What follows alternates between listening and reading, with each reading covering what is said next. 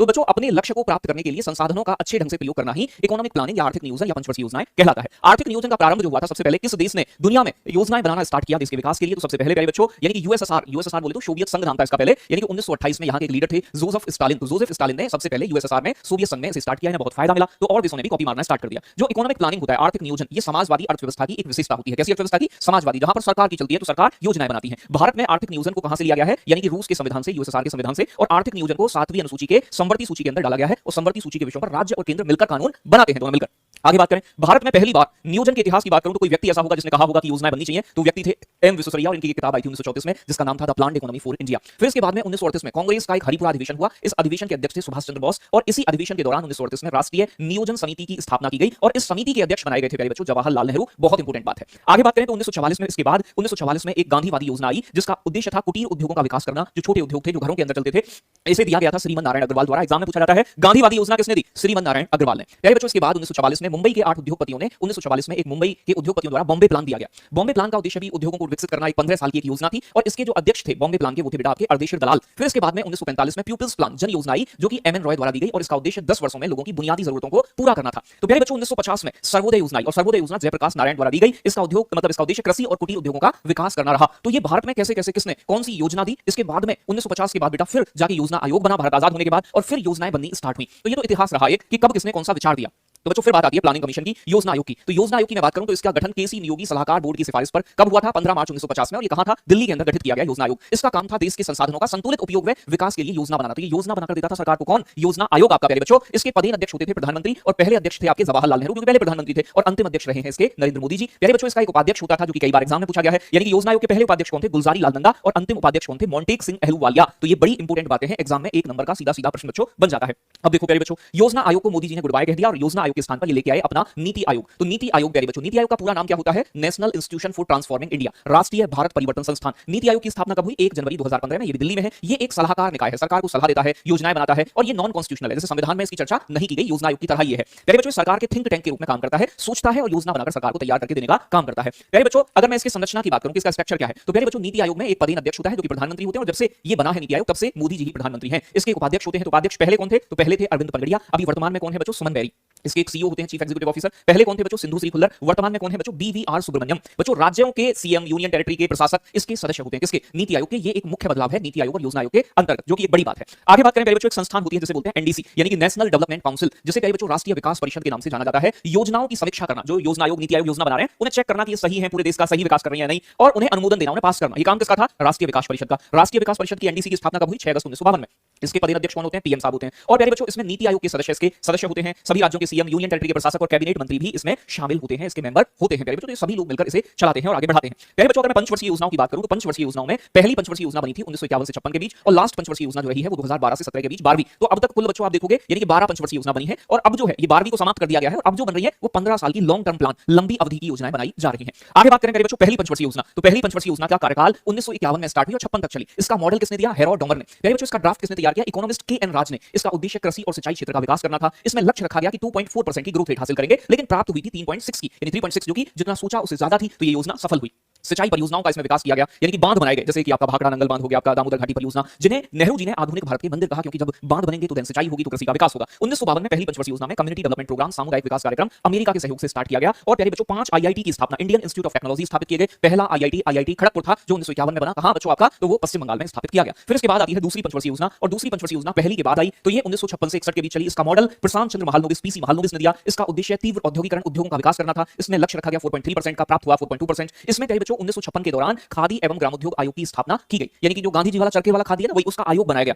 इसी योजना के दौरान भिलाई, दुर्गापुर, राउरकेला ये स्टील प्लांट लगाए गए, क्योंकि स्टील एक कोर इंडस्ट्री है जिस पर दूसरे उद्योग डिपेंड करते हैं प्यारे बच्चों। यानी कि इसी पंचवर्षीय योजना के दौरान नेहरू जी के द्वारा 1956 में एक औद्योगिक नीति प्रस्तुत की गई और इस औद्योगिक नीति के माध्यम से उद्योगों को 3 प्रकार में बांटा गया, जिन्हें सरकार कंट्रोल करेगी, जिन्हें प्राइवेट सेक्टर चलाएगा और जिन्हें प्राइवेट सेक्टर और सरकार मिलकर चलाएगी। और इसी पंचवर्षीय योजना के दौरान यानी कि दूसरी के दौरान इसी औद्योगिक नीति के बाद 1956 में भारत ने मिश्रित अर्थव्यवस्था को अपनाया दूसरी पंचवर्षीय योजना में। और 2 अक्टूबर 1958 में नाफेड की स्थापना हुई। नाफेड को national agriculture cooperative marketing federation of India कहा जाता है। राष्ट्रीय कृषि सहकारी विपणन परिसंघ, इसका मुख्यालय दिल्ली के अंदर है। ये किसानों के कृषि उत्पाद की मार्केटिंग करने वाली ऑर्गेनाइजेशन है, संस्थान है।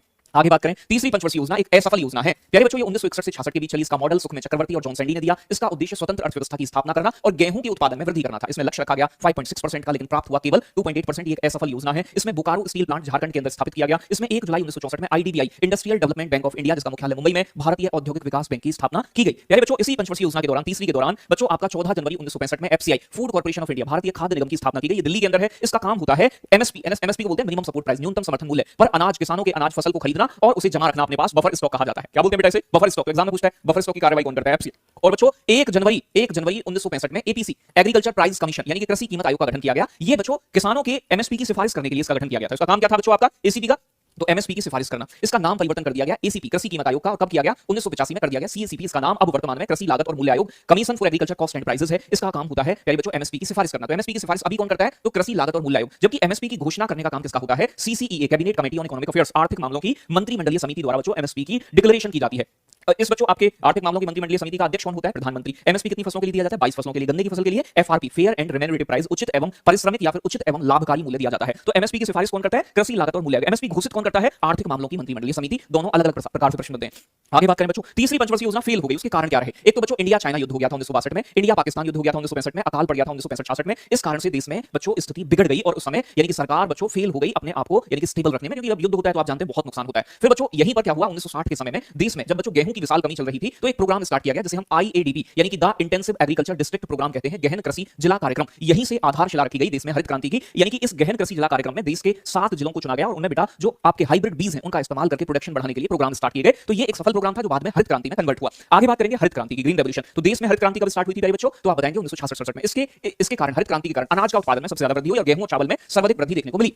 इसके अंदर प्यारे बच्चों हमने HYV यानी कि हाइब्रिड बीज का इस्तेमाल किया, जिन्हें हम हाई यील्डिंग वैरायटी सीड्स कहा जाता है। HYV सीड्स की फुल फॉर्म पूछ लेता है। प्यारे बच्चों विश्व में हरित क्रांति के जनक किसे कहा जाता है? नॉर्मन बोरलॉग को। इन्हें 1970 में शांति का नोबेल भी मिला और भारत में हरित क्रांति के जनक कहे जाते हैं MS स्वामीनाथन, जो कि बहुत इंपॉर्टेंट बात है। जब तीसरी पंचवर्षीय योजना फेल हो गई तो 1966 से 69 के बीच यानी कि 1966 में तीसरी पंचवर्षीय योजना समाप्त हुई। इसके बाद सरकार ने बेटा योजना अवकाश घोषित कर दिया, प्लान हॉलिडे। योजना अवकाश का मतलब सरकार कह रही थी कि अब हम 5 साल की योजना ना बनाकर ऐसा करेंगे कि 1-1 साल की योजनाएं बनाएंगे। ठीक है जी। तो अब 1-1 साल की 3 साल योजनाएं बनी। इसके बाद में फिर चौथी पंचवर्षीय योजना लॉन्च की गई प्यारे बच्चों आपकी कब? 1969 से 74 के बीच। इसका मॉडल दिया था डीआर गॉडगिल ने। उद्देश्य था स्थिर होकर विकास करना और आत्मनिर्भर बनाना अर्थव्यवस्था को। इस योजना के दौरान इसरो की स्थापना हुई 1969 में। 1969 में 14 बैंकों को सरकारी बनाया गया इंदिरा गांधी के समय। 1971 में भारत पाकिस्तान युद्ध हो गया। इसके बाद में आप जानते हैं 1977 में प्यारे बच्चों चुनाव हुए और फिर मोरारजी देसाई की सरकार आती है। लेकिन अभी पांचवी पंचवर्षीय योजना को शुरू भी इंदिरा गांधी ही करेंगी, लेकिन उसे 1 साल पहले 1978 में पांचवी पंचवर्षीय योजना को खत्म कौन कर देंगे? पहले गैर कांग्रेसी प्रधानमंत्री मोरारजी देसाई, जो कि जनता पार्टी से प्रधानमंत्री बने थे। तो बात आती है पांचवी पंचवर्षीय योजना। तो बेटा पांचवी पंचवर्षीय योजना शुरू तो इंदिरा गांधी ने की थी। ठीक है जी। तो बच्चों 1974 से 78 तक केवल 4 वर्ष चलने वाली योजना है ये एकमात्र। इसका मॉडल दिया था डीपी धर ने। लक्ष्य रखा गया 4.4% ग्रोथ का, प्राप्त हुई 4.8%। उद्देश्य वेरी इंपोर्टेंट, एक पॉइंट जो यहां लिखा गया है एग्जाम ओरिएंटेड है, गरीबी उन्मूलन और आत्मनिर्भर अर्थव्यवस्था बनाना। तो गरीबी उन्मूलन किस पंचवर्षीय योजना का उद्देश्य? पांचवी। 1974 में यहां पर न्यूनतम आवश्यकता मिनिमम नीड्स प्रोग्राम स्टार्ट किया गया। 1975 में गरीबी हटाने के लिए 20 सूत्री कार्यक्रम लॉन्च किया गया। यही 1975 में आरआरबी, रीजनल रूरल बैंक, क्षेत्रीय ग्रामीण बैंकों की स्थापना हुई। इंदिरा गांधी द्वारा पांचवी पंचवर्षीय योजना में गरीबी हटाओ का नारा दिया गया। 25 जून 1975 में राष्ट्रीय आपातकाल घोषित कर दिया इंदिरा गांधी ने, जो कि प्यारे बच्चों 21 मार्च 1977 तक 21 माह तक चला था। इस समय प्यारे बच्चों पीएम थी इंदिरा गांधी और इस समय राष्ट्रपति थे फखरुद्दीन अली अहमद। तो प्यारे बच्चों फखरुद्दीन अली अहमद है ये राष्ट्रपति। तो प्यारे बच्चों आंतरिक गड़बड़ी के आधार पर लगने वाला आपातकाल था 1975 का, और इस आपातकाल के कारण ही आप जानते हैं इंदिरा गांधी की सरकार गिर जाती है और फिर पहली गैर कांग्रेसी सरकार बनती है 1977 में। और 1978 में जो आपके मोरारजी देसाई हैं वो इस पांचवी पंचवर्षीय योजना को बंद करके एक नई योजना लाते हैं जिसे हम अनवरत योजना के नाम से जानते हैं। तो प्यारे बच्चों 1978 में एक योजना आती है जिसे कहते हैं रोलिंग प्लान या फिर अनवरत योजना। ये पांचवी पंचवर्षीय योजना के बाद आई थी। इसका समय 2 साल का रहा, 1978 से 80 तक। क्यों ऐसा? क्योंकि 1980 में दोबारा सिलेक्शन हुए और फिर से इंदिरा गांधी प्यारे बच्चों प्रधानमंत्री बन जाती हैं। प्यारे बच्चों अनवरत योजना में क्या था कि हर साल इस योजना को चेक करना था कि ठीक काम कर रही है या फिर नहीं। इसका जो मॉडल दिया था वो गुन्नार मेडल ने दिया था। इनकी एक किताब है द एशियन ड्रामा, इसमें इसकी चर्चा की गई थी। तो उम्मीद है ये बात आपने समझी होगी कि रोलिंग प्लान किसने लागू किया था, यानी कि आपके प्रधानमंत्री मोरारजी देसाई ने, जो पहले गैर कांग्रेसी प्रधानमंत्री। अब देखो दोबारा इंदिरा गांधी बन गई 1980 में और फिर से प्यारे बच्चों छठी पंचवर्षीय योजना उन्होंने लॉन्च की, जिसका उद्देश्य था तीव्र औद्योगिकरण, रोजगार वृद्धि, गरीबी उन्मूलन, तकनीकी में आत्मनिर्भर देश को बनाना। हम अपनी टेक्नोलॉजी को डेवलप करें, तेजी से उद्योगों को विकसित करें, रोजगार में वृद्धि करें, गरीबी को हटाएं। कौन कौन से काम हुए इस योजना के दौरान? बच्चों 6 बैंकों का राष्ट्रीयकरण 1980 में, पहले 1969 में चौथे का। बच्चों 1982 में national bank for agriculture and rural development, राष्ट्रीय कृषि एवं ग्रामीण विकास बैंक यानी कि नाबार्ड को स्थापित किया गया था। और प्यारे बच्चों 1982 में Exim bank, import export bank स्थापित हुआ। इसी पंचवर्षीय योजना के दौरान बच्चों 1979 में ट्राइसेम की स्थापना हुई। ट्राइसेम एक स्कीम लॉन्च की गई थी। इसमें क्या था? Training rural youth for self employment, यानी कि स्वरोजगार, सेल्फ एम्प्लॉयमेंट, स्वयं से रोजगार डेवलप करने के लिए ग्रामीण युवाओं को प्रशिक्षण प्रदान करना था। तो ट्राइसेम योजना का भाई छठी पंचवर्षीय योजना में। आगे बात करें सातवीं पंचवर्षीय योजना की, तो सातवीं पंचवर्षीय योजना बच्चों 1985 में स्टार्ट हुई, 90 तक चली। इसका उद्देश्य आर्थिक विकास, खाद्यान्न उत्पादन, अनाज उत्पादन और रोजगार में वृद्धि करना था। 1984 में इंदिरा गांधी की डेथ हो जाती है। उसके बाद राजीव गांधी प्रधानमंत्री बनते हैं, इंदिरा गांधी के बेटे, और उनके समय में योजना चलती आई थी। नारा दिया गया था इस पंचवर्षीय योजना के दौरान फूड वर्क एंड प्रोडक्टिविटी, रोजी रोटी और उत्पादकता। हमें रोजी रोटी खानी है, उत्पादन बढ़ाना है। ठीक है जी। 1987 में इसी पंचवर्षीय योजना के दौरान ट्राइफेड की स्थापना हुई। ट्राइफेड का पूरा नाम है tribal cooperative marketing development federation of India, भारतीय जनजातीय सहकारी विपणन विकास परिसंघ। ये एक संस्था है नाफेड की तरह। नाफेड एग्रीकल्चर को प्रमोट करता है, मार्केटिंग करता है, ट्राइफेड जनजातीय उत्पादों की मार्केटिंग के लिए बनाया गया। इसी योजना के दौरान बच्चों 1985 में इंदिरा आवास योजना चलाई गई, जिसे बाद में प्रधानमंत्री आवास योजना में मर्ज कर दिया गया। जवाहर रोजगार योजना चलाई गई 1989 में, और प्यारे बच्चों ये कौन सी, नेहरू रोजगार योजना, ठीक है जी, एक शहरी थी और एक गांव में रोजगार देने के लिए नेहरू रोजगार योजना 1989 में। तो बच्चों ये आपकी योजनाएं चली। साथ के साथ भारतीय प्रतिभूति एवं विनिमय बोर्ड सेबी की स्थापना हुई, securities and exchange board of India, कब बच्चों 1988 में, 1988 के अंदर, ठीक है भाई। तो सेबी बनाया गया जिसका हेडक्वार्टर मुंबई में है, जो शेयर मार्केट को कंट्रोल करता है। आगे बात करें प्यारे बच्चों, इसके बाद जब आपकी ये 7वीं पंचवर्षीय योजना चल रही थी तो देश में बड़ी उठापटक चल रही थी, प्रधानमंत्री चेंज हो रहे थे। तो फिर इसके बाद में 1990 से 92 तक फिर दोबारा ऐसा हुआ कि देश के अंदर बच्चों आर्थिक अस्थिरता आ गई, देश की इकोनॉमिक कंडीशन बिगड़ गई, खाड़ी के देशों में युद्ध चल रहा था। तो इस समय प्यारे बच्चों दूसरा योजना अवकाश घोषित किया गया 7वीं पंचवर्षीय योजना के दौरान, और यहां पर फिर से आर्थिक योजनाएं सरकार ने लॉन्च की। प्यारे बच्चों 2 साल तक कोई पंचवर्षीय योजना नहीं चली, तो 1990 से 92 तक 7वीं पंचवर्षीय योजना के बाद दोबारा से प्लान हॉलिडे। फिर प्यारे बच्चों यहां पर क्या हुआ, देश की जब आर्थिक स्थिति खराब होगी तो नई इकोनॉमिक पॉलिसी लाई गई, जिसे हम एलपीजी पॉलिसी भी कहते हैं, एलपीजी रिफॉर्म्स भी कहते हैं। समय पीएम थे नरसिम्हा राव और बच्चों फाइनेंस मिनिस्टर थे आपके मनमोहन सिंह। और प्यारे बच्चों याद रखिएगा यहां पर 3 नए सुधार किए गए, जिसे एक कहा जाता है L4 एलपीजी। तो L4 लिबरलाइजेशन यानी कि उदारीकरण। पहले सभी कंपनियों को, कोई भी कंपनी खोलनी है तो लाइसेंस लेना पड़ता था, जो जटिल प्रक्रिया थी, तो लोग लाइसेंस आसानी से नहीं मिलता था। तो जो लाइसेंस प्रणाली थी उसे खत्म कर दिया गया और लाइसेंस आसानी से मिलने लगे, कुछ उद्योगों पर ही लाइसेंस लागू रहा। तो भारत में उदारीकरण का जनक किसे कहते हैं, मनमोहन सिंह को कहा जाता है, उस समय फाइनेंस मिनिस्टर थे। P4 होता है बेटा प्राइवेटाइजेशन, निजीकरण। जब कोई सरकारी कंपनी या प्रतिष्ठान अपना स्वामित्व, ओनरशिप या नियंत्रण निजी क्षेत्र को देता है, कोई सरकारी कंपनी अगर प्राइवेट सेक्टर को यानी कि बच्चों अपना हिस्सेदार बनाए, अपने शेयर या हिस्सा प्राइवेट कंपनी को बेचे, तो उसे निजीकरण कहते हैं। जैसे आप सुनते हो कि मोदी जी रेलवे का प्राइवेटाइजेशन कर रहे हैं, तो प्राइवेटाइजेशन का प्रोसेस स्टार्ट हुआ। और बेटा ग्लोबलाइजेशन, ग्लोबलाइजेशन का मतलब होता है वैश्वीकरण, अर्थव्यवस्थाओं का एकीकरण करना। हमारी अर्थव्यवस्था, जैसे भारत में ईस्ट इंडिया कंपनी आई, आप जानते हैं, तो ईस्ट इंडिया कंपनी ने भारत को गुलाम बना लिया। भारत डरता था दोबारा से कोई विदेशी कंपनी आए सना गुलाम बना ले, लेकिन जब तक विदेशी कंपनी नहीं आएंगी तब तक भारत का विकास भी संभव नहीं है, क्योंकि विदेशी कंपनी आएंगी तो लोगों को रोजगार मिलेगा। तो यही समस्या यहां रही। तो फिर तब बच्चों 1991 में जाके हमने यानी कि अपने देश की अर्थव्यवस्था के दरवाजे दूसरे देश के लिए ओपन कर दिया, अर्थव्यवस्थाओं का एकीकरण किया। यही 1991 में प्यारे बच्चों मुद्रा का अवमूल्यन किया गया था, और 1991 में हमने नई औद्योगिक नीति भी अपनाई, उद्योगों के लिए नई पॉलिसी लेकर आए हम, ठीक है। तो ये सभी काम हुए प्यारे बच्चों इसी दौरान। फिर बात करूं आगे तो 8th 5 ईयर प्लान आया, 8वीं पंचवर्षीय योजना, जो कि प्यारे बच्चों 1992 से 97 तक चली। इसका उद्देश्य मानव संसाधन का विकास, ह्यूमन रिसोर्सेज को डेवलप करना, जैसे स्वास्थ्य, शिक्षा, इन चीजों पर ध्यान देना, औद्योगिक क्षेत्र का आधुनिकीकरण, मॉडिफिकेशन करना और तकनीकी विकास, टेक्नोलॉजी को डेवलप करना। इसका मॉडल बहुत इंपॉर्टेंट है बेटा, याद रखिएगा, जॉन डब्ल्यू मिलर मॉडल पर आधारित थी। इसमें एमडीएम प्रोग्राम, दोपहर को जो दलिया मिलता है ना, मध्याह्न भोजन कार्यक्रम, 15 अगस्त 1995 में लॉन्च किया गया। पीएम रोजगार योजना इसमें आई थी 1993 के दौरान। बच्चों डब्ल्यूटीओ विश्व व्यापार संगठन का गठन हुआ, स्थापना हुई 1995 में, जिसका हेडक्वार्टर जिनेवा में है। भारत इसका सह संस्थापक सदस्य बना।